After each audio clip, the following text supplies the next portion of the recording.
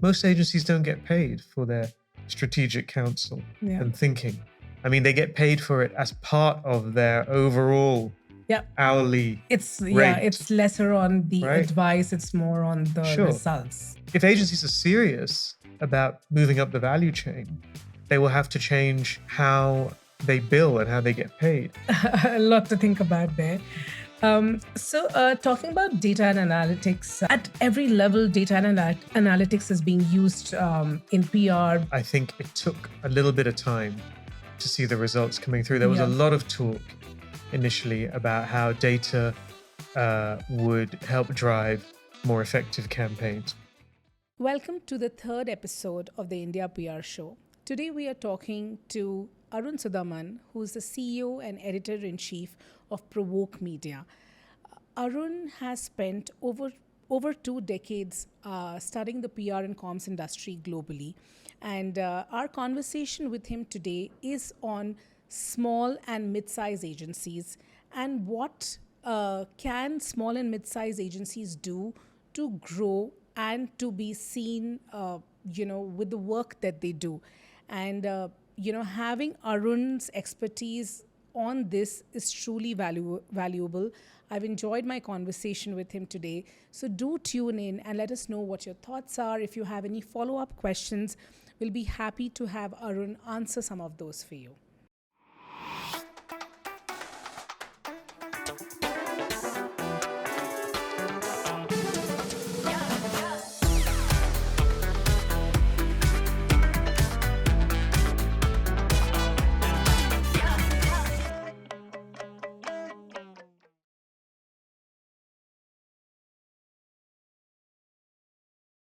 Arun, thank you so much for joining us today on the India PR Show.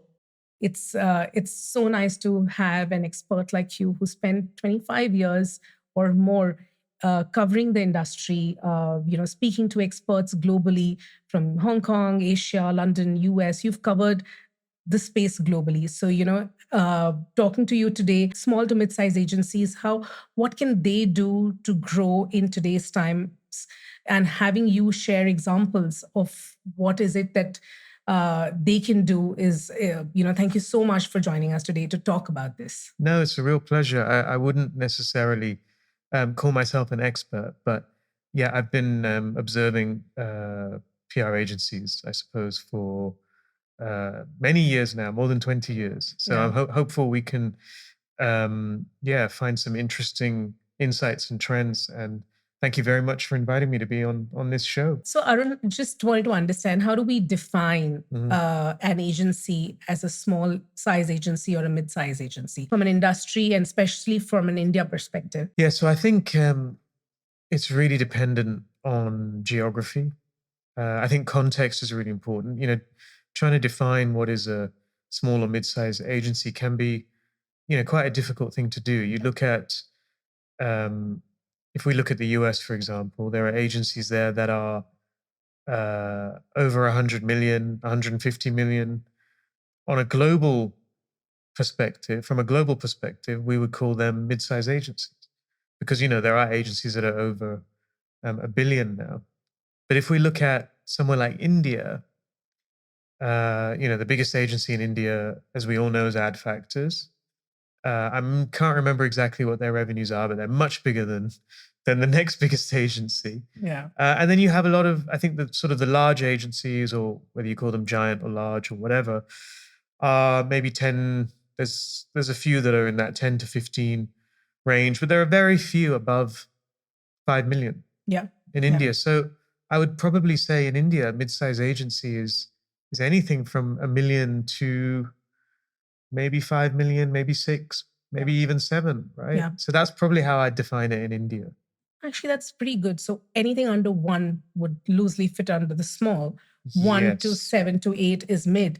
And obviously, Ad Factors being 100 plus or whatever. So it's really large. Yeah. I mean, it's not an exact science. Yeah, I think it's really important to say that. I think, you might be 1 million. It depends how you make your money as well, where it comes from, how you're billing, how many people you have, Right. what kind of work you're doing. These things are all important. But yeah, broadly speaking, I think if you're making $1 million in India, you're probably a mid-sized agency because you're probably in more than one market. Yeah. But you're probably not in all of the markets. Right. Which I think is Absolutely. also a good way of looking at it. And India being so large, I think considering that as well, right? Absolutely, because you need to be in more than one market, right? In India, if you're aspiring to be more than a small agency. Right. But if you're one of the big, large agencies, you're probably in all of the key metros, and you're probably in a few more cities besides. Yeah, absolutely.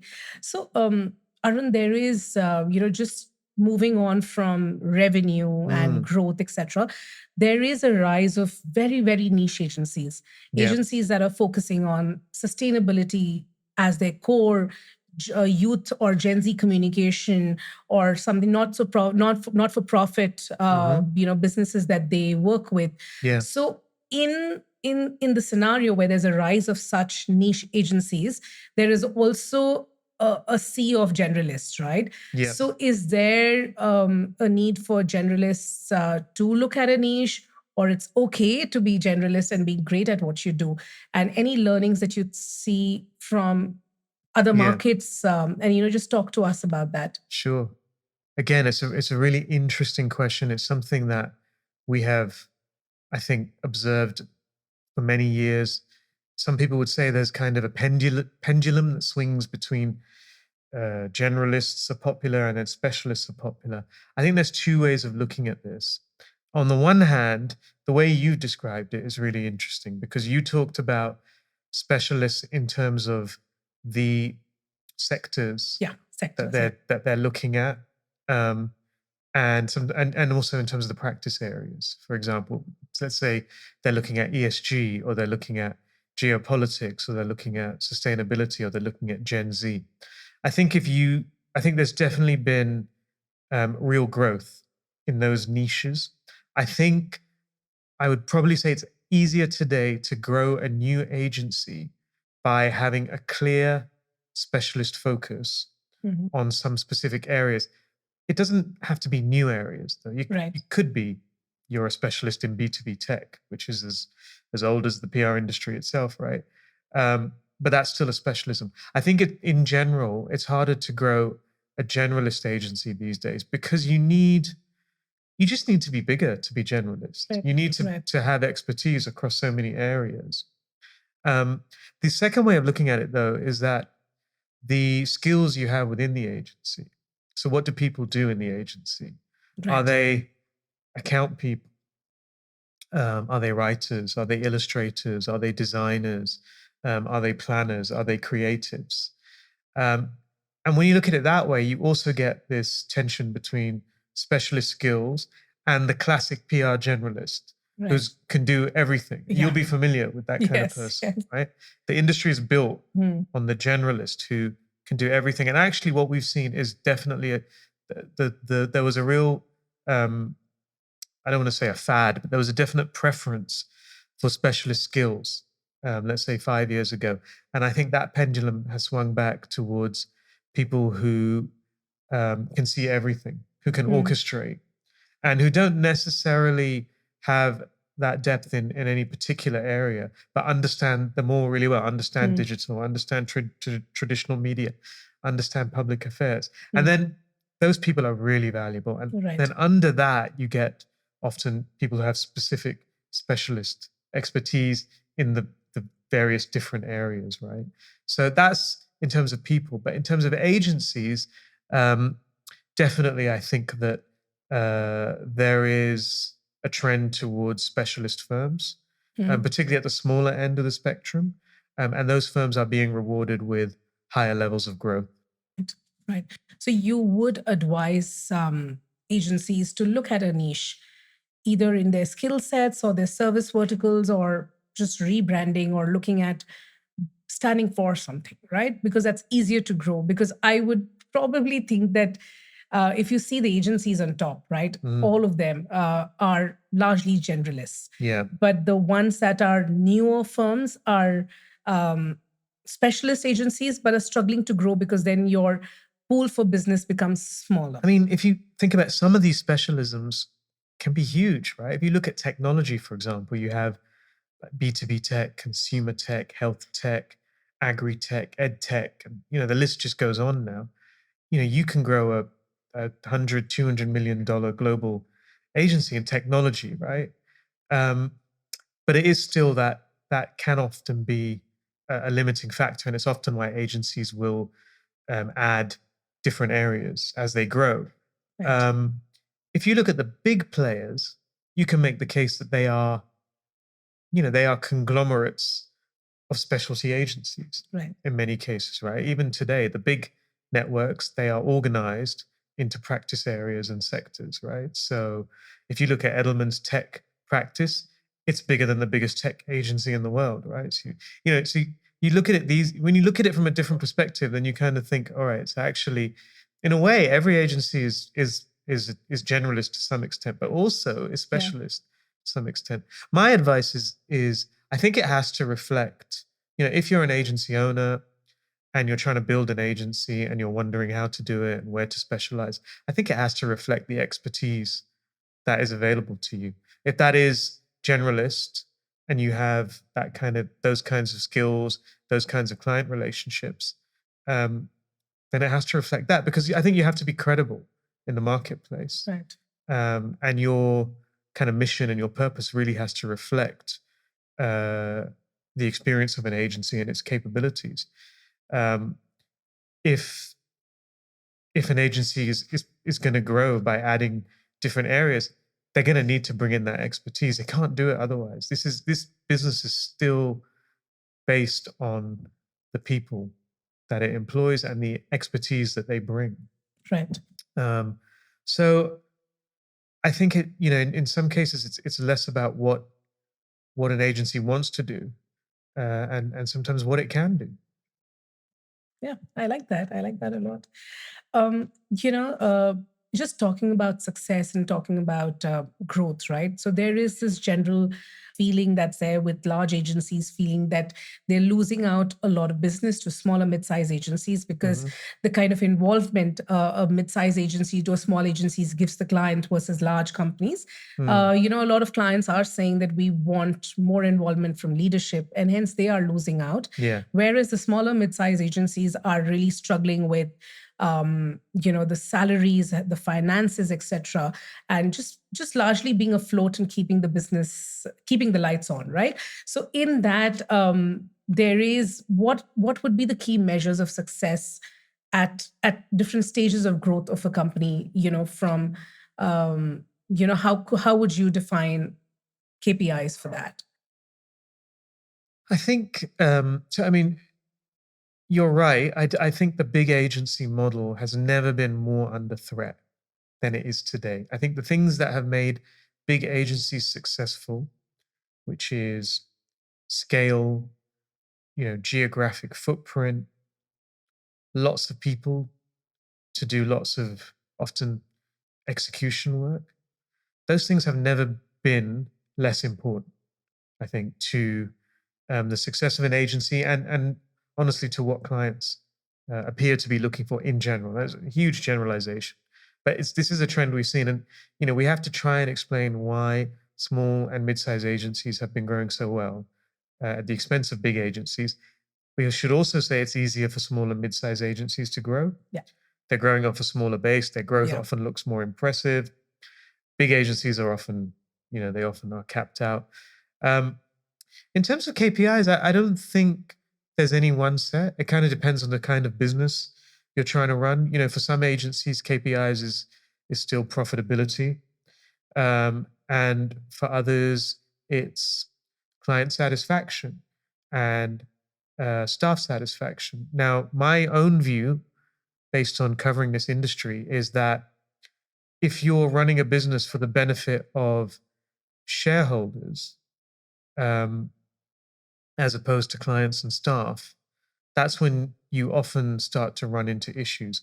And that also explains, I think, why big agencies, why growth has slowed down. Because for them, it's quite clear that their most important stakeholder is their owners, right? And their owners, because many big agencies are publicly owned, their owners are typically institutional shareholders who are really only looking at these businesses in terms of the returns, the financial returns. Right. Meanwhile, small and mid-sized agencies typically run their businesses for the benefit of clients and for staff. And yes, shareholders are important, but clients and staff become much more important in that equation because they're independent. They can afford to. The thinking here is that, the bigger agencies have profit targets they have to meet, all that kind of stuff. Yeah. Yeah. Often those profit targets come at the expense of something, Yeah. and they Yeah. come at the expense of happy clients and happy people. So I think broadly speaking, if you can have happier clients and happier people, those are the most important KPIs for any agency. No, I really like the fact that you said happy people, Mm. because I think there is still this conversation on, the whole work culture in PR agencies being really Yeah, stressful. particularly in And India. yeah, in India, the number of people who talk about burnouts Mhm. in and talk about very, very difficult work cultures, it's so much more prevalent in India. And I think success would be having happy people. So I think that's really interesting that you talk about that. You would think so, right? Happier people should lead to, a better culture, and a better culture should do better work, and better work means happier clients, and happier clients means more growth. That should be how it That should, works. yeah, I totally agree. Um, but the influence of financial markets, um, has skewed that equation. And it does make me wonder whether public ownership is really an appropriate model for professional services businesses. Okay. I mean, uh, sorry, I can say more on that, but no, you're just leaving with a lot for us to think yeah. about. So those are the pauses for that. So Aaron, talking about latest industry trends, right? So there Mhm. is a lot of research and a lot of conversations that you've had, as a part of Provoke. So what do you think are the latest trends in PR and influencer marketing in 2024, and especially from an India perspective? What do you see would be big moves here? I think particularly looking at India, I think the growth outside the tier one cities is really important. Okay. Um, and is something that I think will continue to drive this industry, actually. Vernacular media, I think, is becoming increasingly important. I think digital, India was a little later Yeah. in terms of digital, but now the digital transformation here is fully underway. The rise of e-commerce Mhm, in this yes. country, it's world leading in some respects. That has huge implications for content, how Yeah. people consume content, how people engage with businesses, um, and it changes their expectations of business. The level of innovation in this country, particularly technological innovation, I think really does is a very kind of interesting trend for the public relations business. And then, of course, the generational trend, not just in India, but globally. The rise of Gen Z Yeah. is reshaping expectations of business. Yeah. And it's changing that equation, I think, in terms of how businesses behave. And it's overdue in a It's overdue. sense, Yeah. right? So you have all of those factors, and then you have some of the global trends that I think are really important and are just as important in India. So the importance of sustainability, Yeah. the whole the backdrop of climate change Oh, in yes. terms of everything that business does can't be ignored. ESG more broadly, Yeah. the impact of political issues, whether they're social issues or whether they're geopolitical issues, is really affecting businesses and the expectations that stakeholders have of business, particularly employees. And then, of course, we can't forget the impact of AI. Yeah. I think Yes. generative artificial intelligence is going to really reshape how PR agencies operate globally and in India. when you mention AI, I'm just going to move to the next question that we have on AI. So obviously, it's a fact that the way AI is being used in PR. So the Mhm. question of if AI is relevant from comms perspective, that's out of the window for sure. Mhm. It is. But what else do you see will happen with AI and PR per se, right? For example, obviously using ChatGPT probably as a first filter, Mhm. or just like kind of looking at better content coming in Mhm. from AI. Not like the plagiarized content or not like the Mhm. repetitive content, but Yeah. what else do you see PR agencies using AI for? Yeah. This is the question you get asked so much, I right? It's know, so, but I could not have. I have to ask you this of question. course.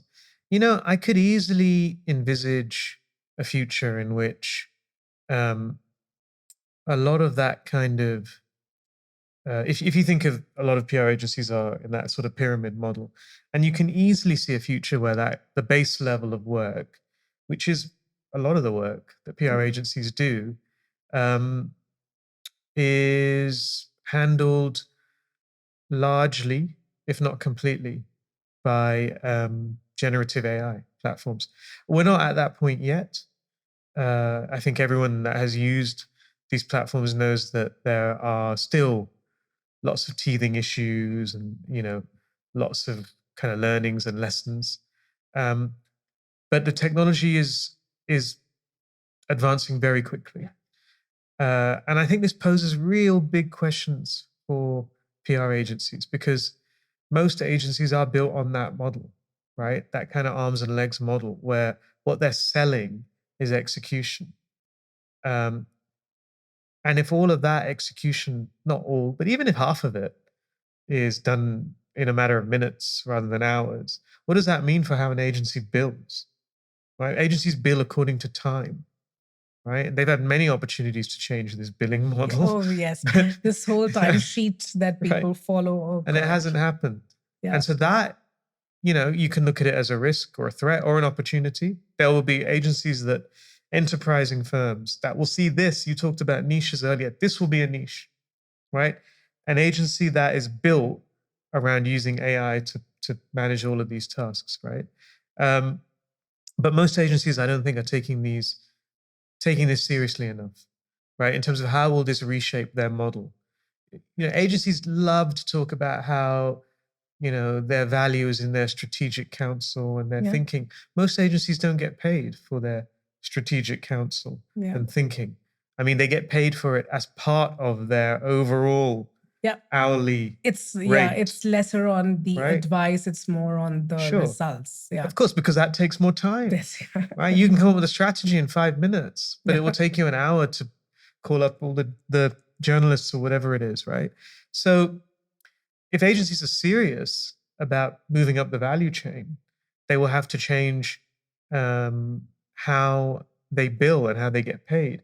And these AI platforms are only going to accelerate that shift. So in a way, maybe it's a good thing. Yeah. But of course, this kind of transformation, it poses a huge threat to legacy businesses. So that's one thing in terms of how agencies work. The other thing, of course, is I think AI itself is a reputation risk. You talked about the ethics and the bias and Yeah. the need to check everything, make sure the information, the data sets are not biased, make sure there's an ethical, fair use policy. All of these things pose reputation threats to organizations and businesses in the same way that all kinds of technology use does. And I think increasingly that will become, it'll become a bigger reputation risk for companies. Yeah. I was reading somewhere that there's an agency in the US. They have a very strict non-AI.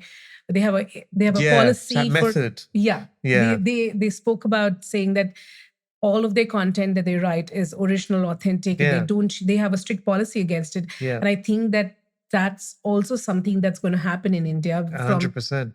Yeah, being early adopters or just a lot of tech happening to agencies saying we're not going to use mhm. ChatGPT equivalent for content writing. Sure. Yeah, no, it's right now, it's not a stupid thing to do, right? To do, yeah. I don't think it would ever be, honestly, a stupid thing. It's quite smart to kind of just have that differentiation. But then you'll get an agency that will come along and will say, actually, we're going to charge you, the client, half of what you're paying. And this is the quality of content you're going to get. Now, you tell me, is it any worse than what you're already getting? Right? So that's And what's that's going to a niche happen. that you're talking about, yeah? That's a niche. Now, we're not there yet, but it will happen at some point, right? And then you'll start to see a lot of changes, I think, happening very, very quickly. But right now, I think we're still in a place where agencies can plan a little bit and can experiment. I don't think even if we move to a situation where a lot of content is being developed by AI, there still needs to be so much guidance yes, and absolutely. guardrails and editorial oversight, right? So those things all become important, but or even more important. But the question is just, do you still need as many people to do all of that stuff, Probably not, or for do you need them sure. doing the same things? Right. No, definitely we see at least in my agency, we see that the time utilized using tools has definitely brought the time down. Like from a press release that would probably take a few hours, it has come down. Oh, totally. I mean, things even I use it for if I want to write an article brief. Yeah. It's never the final product. It's never the final. Yeah, but totally. It's more than halfway, right? And that's, if you're stretched for time, that it makes a huge difference. Right. Arun, earlier you spoke about AI and technology. So coming closer to influencer marketing, if you see in India, a lot of agencies are investing in advanced tech using AI for influencer marketing. If you see, Balance 360 has a platform called Clan Connect. Yes, that's right. Yeah. Recently, I read Ketchum has launched influencer marketing AI tool powered by AI, which kind of really reduces a lot of work that for selecting the influencers, for working with them with content, etc. So in that scenario, when companies are investing in really, really good tech for using AI and influencer marketing, in that scenario, how does smaller agencies who probably do not have the cash to invest in such tech, how do they still kind of make themselves relevant in influencer marketing? Because I know there's a personal touch, there is all of that. So is there anything out there for the agencies to that's a tough protect question. themselves?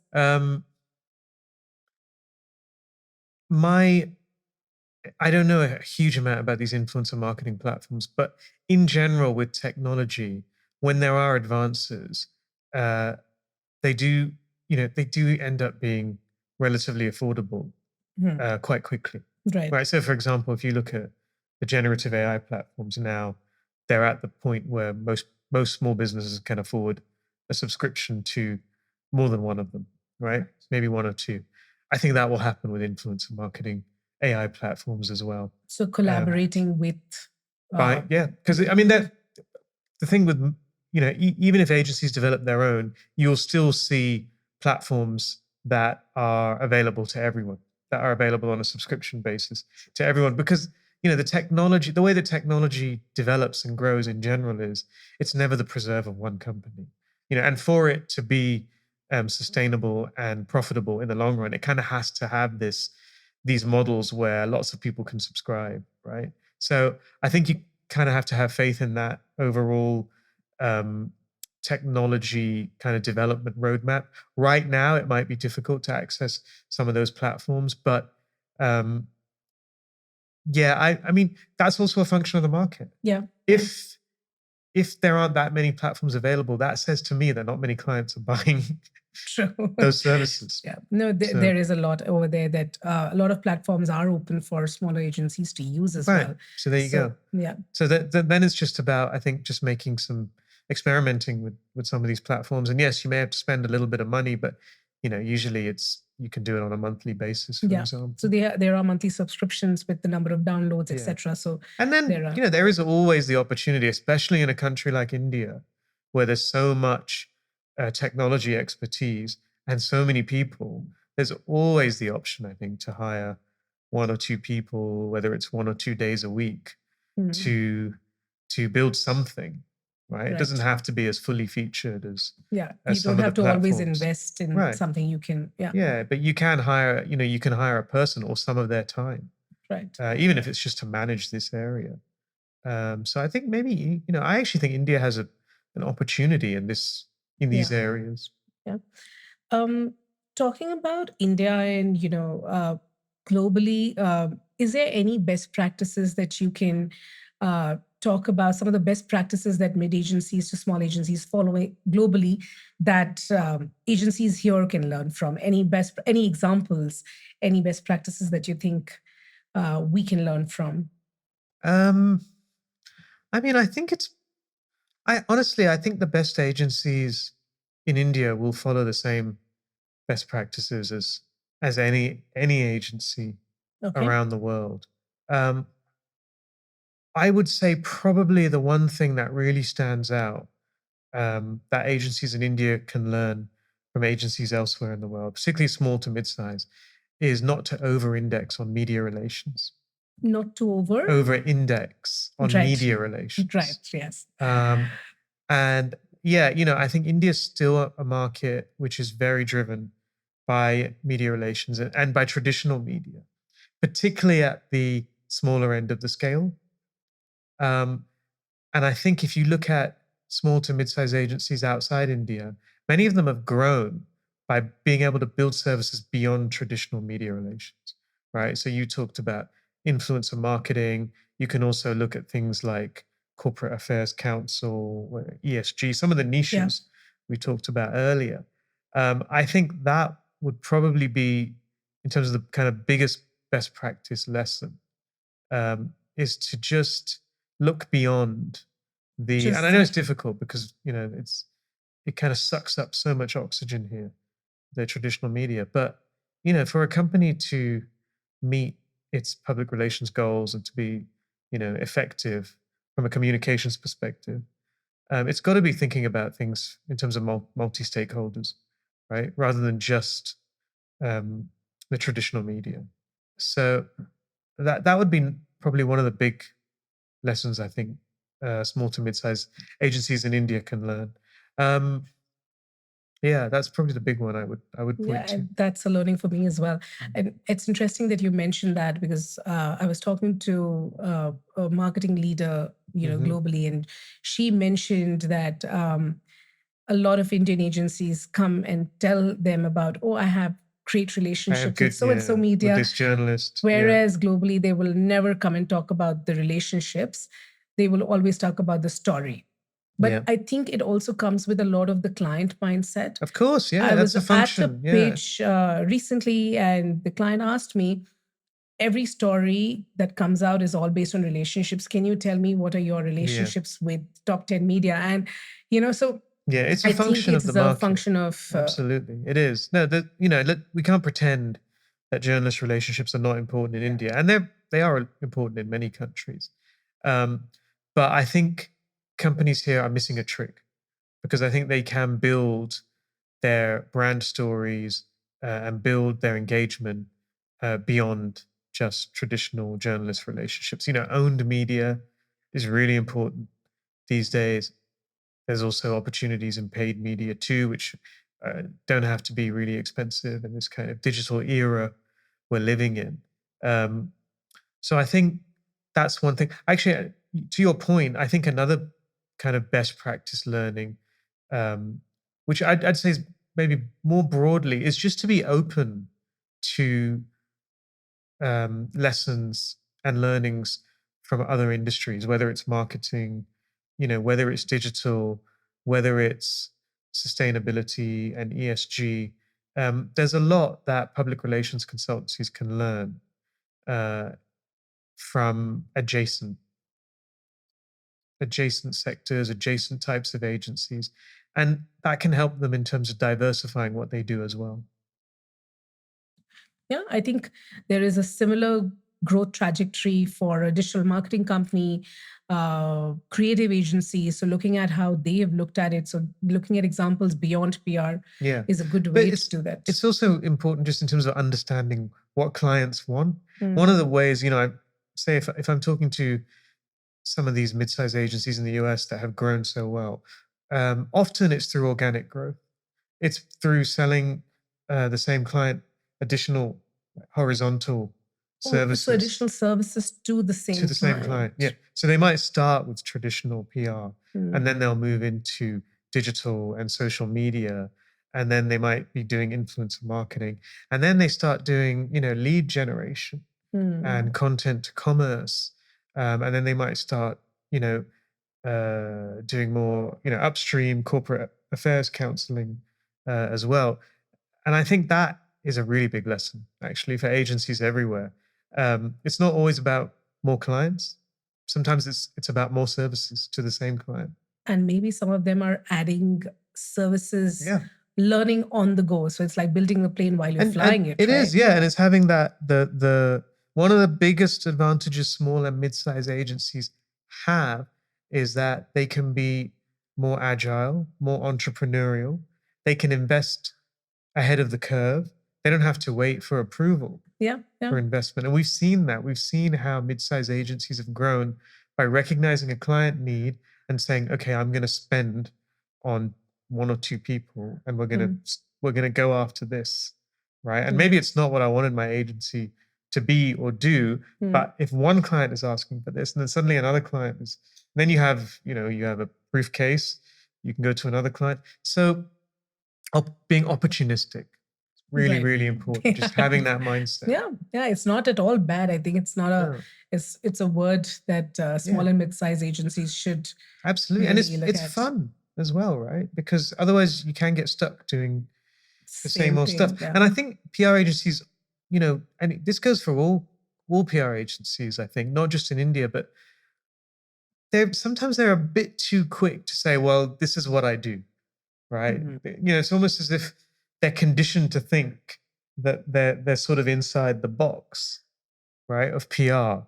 But PR is a much bigger box than just media relations. And in fact, it's not a box. It's PR is like, it's the whole spectrum. Yeah. So they have to be willing to think beyond what some of these, I don't know, unhelpful definitions of what PR is or what PR was. But a counter question to that, Arun, would be, say, while it's, you're saying PR agencies should think out of the box and look at more services or more allied things that they can work with if a client wants it. But there was this recent conversation that I had with you on why PR is missing out on global awards like a Cannes, and there is no seat there is not significant seat at the table for PR. Because is it because we're always willing to change and do additional things, or do you think that because there is always this confusion or this mystery around the fact that hey, we are PR people, we will do the best PR that you have, but there is also this pressure on, I can also do this, I can also do that. So so are we diluting, or are we not holding on to, should we hold on to what we have?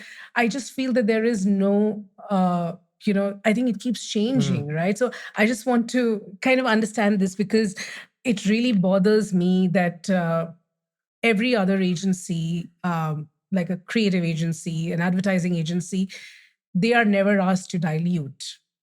They stand. But it's not viewed as dilution when an ad agency does it. It's viewed as expansion. Right. It's only the PR firms that think about it in terms of dilution. Okay. They think that they have something so precious, and if they do something else, it will dilute what they're doing. Now, that's not to underestimate the challenges of, if you're very good, for example, at corporate PR, and suddenly you decide that you want to get into consumer marketing so you can win a Cannes Lion. It's why are you doing it? Number one. So I think the problem with when you talk about dilution, it's dilutive if you're doing it for the wrong reasons. And I would suggest a wrong reason is to win an award. Right. But if you're doing it because it will meet your client's goals more effectively. That's I don't right. think that's dilutive. I think that is, to use the words of the former Weber Shandwick CEO, industry legend Harris Diamond, that is additive to the business. Right. And I think PR agencies sometimes get too hung up on, because that, what they do is quite unique Yeah. compared to the other types of agencies, right? And not tangible, right? Well, It's not. yeah, but that's not always helpful either, Yeah, right? yeah, Maybe they yeah. should do things that are more tangible, Yeah, yeah. right? But I don't think these concerns about dilution Should be are there at all. they shouldn't be. No, they should be there to an extent, right? I think it's more about, why are you expanding? What are the reasons for it? Is it to win awards? Is it for headlines? Right? Is it, you lose count of the agencies, because I lived through the whole digital thing, where suddenly an agency had a digital department and you'd be like, well, where is it? Right. And it's like one person in the corner of the agency. And now, of course, they have, there's serious digital expertise in all agencies, because clients really need it. Yeah, But there was a yeah. period where it did feel like it wasn't necessarily being pursued for the right reasons. Right. So yeah, I think sometimes it's a little bit of, it's just having that, being more comfortable with some of the risks that are involved. A lot to think about there. So, talking about data and analytics, there is a growth of a lot of PR agencies using data and analytics to support the narrative, to look at insights, to look at every level. Data and analytics is being used in PR, through even advertising agencies are using it. So, what any examples or anything on data and analytics, the growth in PR? Because, as we use a lot of research data to drive the narratives for our PR stories. So yeah, I'm sorry, I don't have any specific examples for you today, but again, data analytics is another example of an area where I think it took a little bit of time to see the results coming through. There was a lot of talk initially about how data would help drive more effective campaigns, both in terms of predictive analytics, and also in terms of, post campaign analytics. And it seems so obvious, right? Because it's I remember when it first started coming out, and you would kind of think, well, of course, but hasn't that always been the case? And actually, it hadn't always been the case. It's a new There was thing. there was a real lack of data. Now, the problem I think has emerged is that there are various types of data, and the question is, what kind of data is being prioritized? And usually, it's the data that's most easily accessible and most easily available. The easier it is to access a certain type of data, in my experience, the more meaningless that data is what I have found, right? So a lot of let's talk about, for example, we get so many campaigns entered into the Sabre Awards, and they all now have so much data. But the vast majority of it is awareness metrics. It's, vanity metrics. It's things like likes, or opportunities to see, and of course things like AVEs and so on. So that's data, and it can be analyzed, but that's not necessarily really helpful, right? I think where we have seen real advances is where agencies have been able to tie their work to measurable business outcomes. Those types of data, which maybe it's advocacy, maybe it's behavioral change, right? Maybe it's and then it can come in so many types, uh, so many different types of outcomes, right? It could be passing a law, it could be stopping a law, it could be getting someone to buy a product, it could be stopping someone from buying a competitor's product. So if you're asking me for examples, those are the kinds of things that we are looking for, So particularly in terms of more driven with consumers, largely No, consumers. it doesn't have to be. Like if you're talking about laws, that's not consumers, right? That's regulators. Right. It can be across the stakeholder spectrum. Um, it could be persuading an NGO to stop disrupting your operations because you've been able to demonstrate that actually you're meeting their concerns. Um, Consumers, it could be employees. I mean, employees are such an important stakeholder base now, and there's so many different ways you can measure employee satisfaction and happiness, advocacy of employees as well. So, in a way, it's not so much about. I mean, yes, there are real advances in the technology that's Yeah. used, right? But we have to be careful that we're not looking at the wrong kind of data because you can use brilliant technology. But if you're looking at the wrong data, you'll still end up with really spurious metrics, right? And Right. meanwhile, you can use very basic technology, but if you're looking at the right kind of data, maybe that's more valuable, Yeah. right? Now, of course, the ideal is you're using the most advanced technology on the best, on the most relevant data. I think for a lot of agencies, though, we have to bear in mind they don't always have access to the most relevant data. Yeah. That remains a really big challenge. Because even investing into research or this thing Right. is not Of course, simple. it can be expensive. Yeah. It's definitely less expensive than it was. Yeah, it is. Right? Yeah. Compared to, but if you're talking about polling consumers about their perceptions of a brand, that's still not cheap. That's not cheap. It's Yeah, not cheap. that's a I mean, that's a yes, big okay, study. you could Yeah. probably do something on Facebook, but it's not. It's not inexpensive. I do think that the best agencies are just very open to using new technology in different ways, right? So that might be trying to predict, uh, predictive analytics for the work that they're doing, or it could be using analytics to refine their campaigns while they are running. It could be testing different types of campaigns. Um, there's so many different ways that you can use technology and data these days.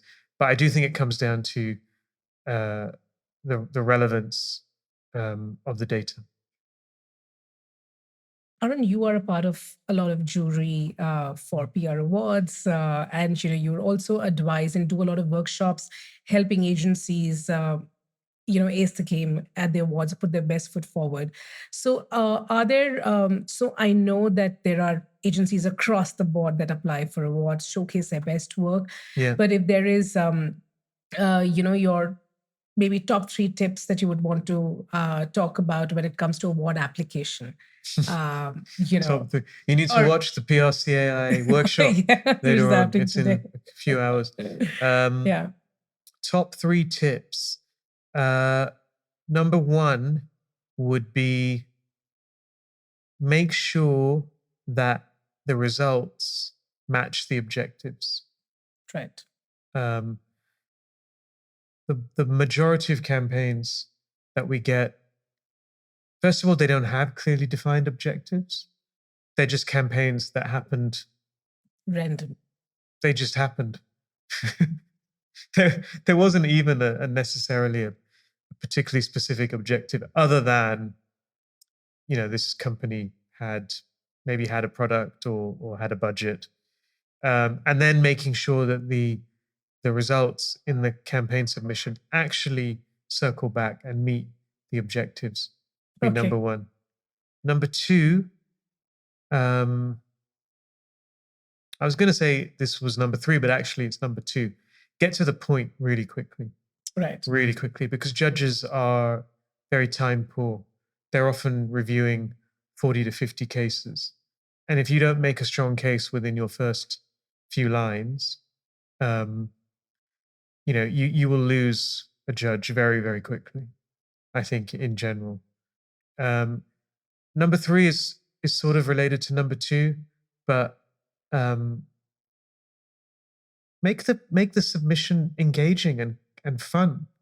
There's way too many submissions we get. Again, probably a majority, where it almost feels like people are trying to make them as boring as possible. Like they Right. believe there's virtue, right? This kind of academic virtue in making it as dry as they can. And they think that somehow that makes the campaign seem more important and worthy. And it doesn't really, because all it does is it makes, it just makes it more boring.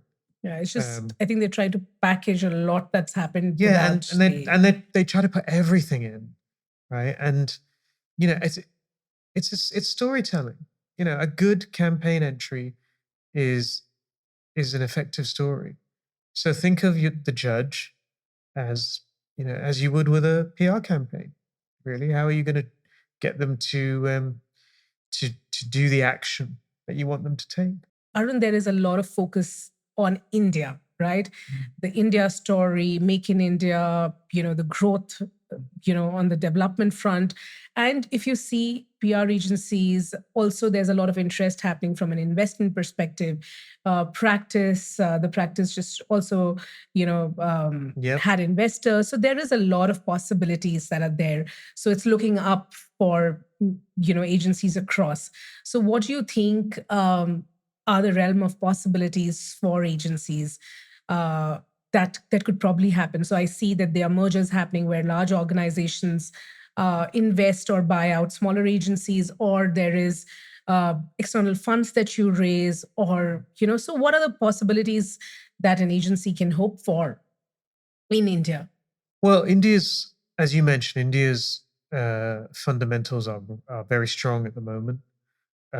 Economic growth is so good, especially compared to other parts of the world.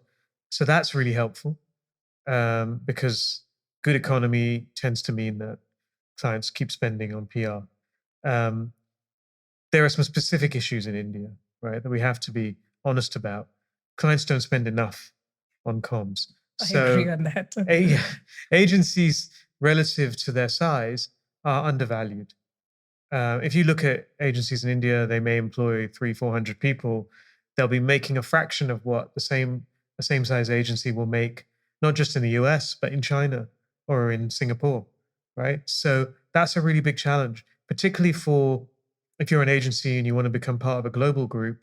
Many of the global buyers will look and say, well, where's the value in this? The other issue that India faces is there's actually quite a big gap in the market. From what I can see, you have the big agencies, and as we talked about earlier, then there's quite a big gap between like what's next, right? So practice is a good example of that, a really good agency, um, but it's not at that like 10 million level, right? You have a few agencies there, you have very few that are in between 5 to 10, and then you have loads that are under five, Yeah. even more that are under three, Yeah. and Yeah. probably and that's a huge gap, and it makes me actually question there is some sort of challenge in getting from that small size to the bigger size, right? And scaling. I suspect it's related to um, the fees that clients are paying. There's only a certain number of clients in this country that will pay uh, the higher end of the fees, and that I guess is overwhelmingly going to the bigger agencies. And that means that for the smaller and mid-sized agencies, it's very difficult for them to grow. And that's quite unique about India, a country of this size. If you compare that with the US or the UK and China, there are loads of companies in those markets that will spend upwards of, let's say, $100,000 a year on PR. How many clients in India spend more than 100,000? I think the problem is the retainers here are are extremely small, and I think agencies play a very, very important role in underselling. And Well, yeah, but it takes two to tango, right? So yes, agencies are underselling, but they're probably doing it in response to yeah, clients totally, who yeah. will say to them, but we'll just go to this other There's agency. always somebody who's giving Right. it for smaller. So it's a market problem. Um, it's a question of value.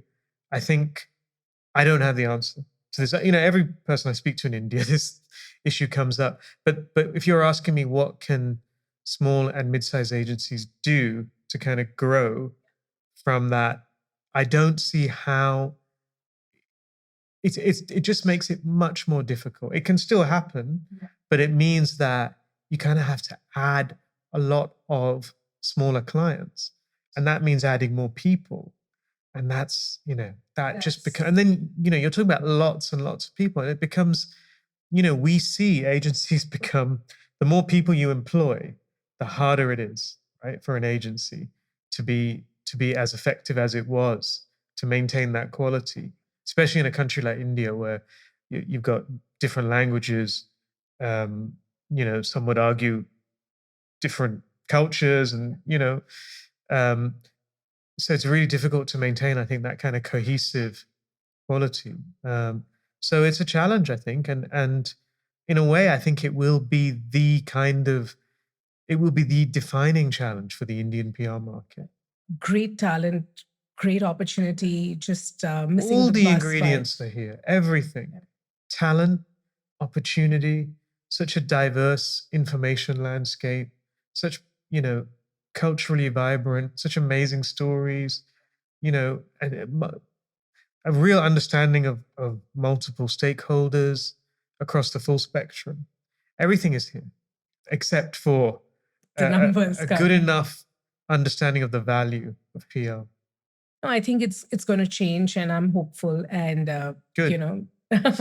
thank you, Arun, for talking to us, and kind of this conversation uh, was very important for me, and it kind of answered a lot of my personal questions running a small agency that I do. So thank you so Cool. much, and I will definitely be in touch for any advice that you would have for agencies which are small to mid-size. No, I think I mean, first of all, thank you so much for having me on. But for me, this is really a learning opportunity because I learned so much from the questions that people like you ask, people who run agencies. So, you know, it this is the only way for me and for us at Provoke to kind of understand the market. So thank you very much.